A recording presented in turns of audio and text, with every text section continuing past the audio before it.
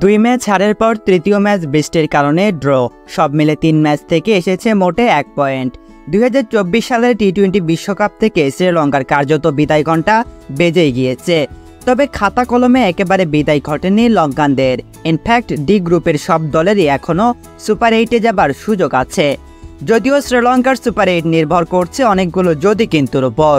Cricket বরাবরই অনিশ্চয়তার খেলা।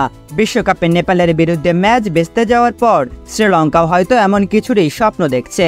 প্রকৃতির সহায়তা, গ্রুপে বাংলাদেশের হার আর নিজেদের জয়, সব মিলিয়ে বিদায়ের দ্বার প্রান্তে থেকেও যেন স্বপ্ন দেখছে লঙ্কানরা।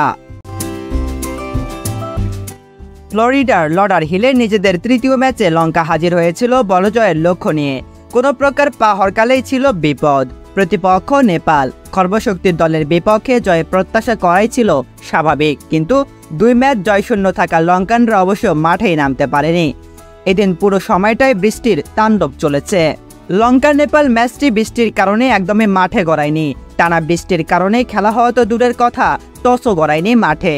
ম্যাচ বাতিল করার জন্য অবশ্য আরেকটু অপেক্ষা করার সুযোগ ছিল দায়িত্বরত আম্পায়ারদের। তবে লিডার হিলের মাঠে ড্রেনেজ সিস্টেম তেমন ভালো না হওয়ায় বেশিক্ষণ আর অপেক্ষা করেননি তারা। যদিও তখন পর্যন্ত 3 ঘন্টা সময় বাকি ছিল। লঙ্কান কোচ ক্রিস সিলভারউডকে বেশ বিরক্তই দেখা গেল এই সময়। আর 1 পয়েন্ট পেয়েই খুশি নেপালের খেলোয়াড়রা, গেলেন দর্শকদের কাছে। অবশ্য শ্রীলঙ্কার ম্যাচ পণ্ড হওয়ায় লাভই হলো বাংলাদেশের। গ্রুপ পর্বে নেদারল্যান্ডস ও নেপালের বিপক্ষে শেষ 2 ম্যাচের একটিতে জিতলেই লঙ্কানদের চেয়ে বেশি পয়েন্ট নিশ্চিত হবে বাংলাদেশের। আগামীকাল ডাচদের বিপক্ষে জিততে পারলে শেষ 8-এর পথে অনেকটাই এগিয়ে যাবে হাথুরু সিংয়ের শিষ্যরা।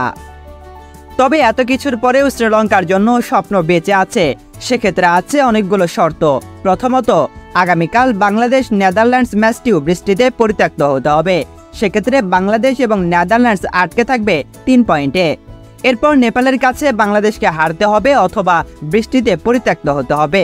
তাতে নেপালের পয়েন্ট হবে 3 অথবা 2, বাংলাদেশেরও থাকবে 3 বা 2।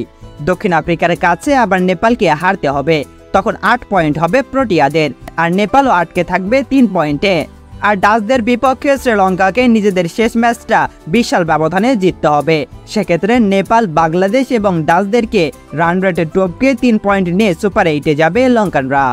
তবে এত সব থিওরি মিলিয়ে লঙ্কানরা শেষ পর্যন্ত সুপার 8-এ যাবে সেটাই হয়তো সবচেয়ে বড় বিষয়। কারণ উইন্ডিজের যে মাঠে বাংলাদেশ খেলবে সেন্ট ভিনসেন্টে আগামীকাল খেলা হওয়ার সম্ভাবনাই বেশি। আর যে কোনো দলের জয় পরাজয় ঘটলে সেক্ষেত্রে লঙ্কানদের বিদায় পুরোপুরি নিশ্চিত হয়ে যাবে।